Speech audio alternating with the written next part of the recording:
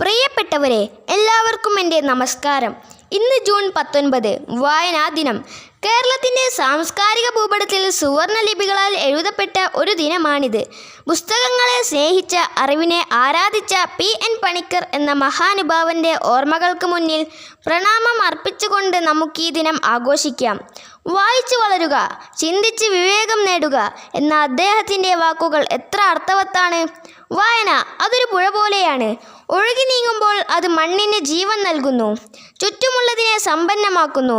അതുപോലെ വായന നമ്മുടെ മനസ്സിനും ബുദ്ധിക്കും നവോന്മേഷം നൽകുന്നു, പുതിയ ലോകങ്ങൾ തുറന്നു കാണിക്കുന്നു, അറിവിൻ്റെ അനന്തമായ ആകാശങ്ങളിലേക്ക് നമ്മെ കൈപിടിച്ച് നടത്തുന്നു.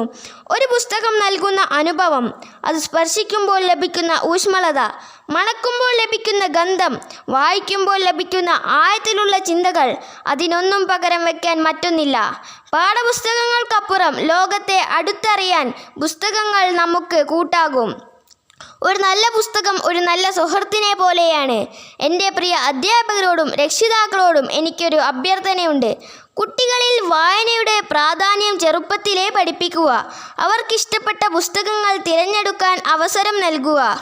വീട്ടിലും സ്കൂളിലും ചെറിയൊരു പുസ്തകശേഖരം ഉണ്ടാക്കുക. വായനശാലകളെ പ്രോത്സാഹിപ്പിക്കുക.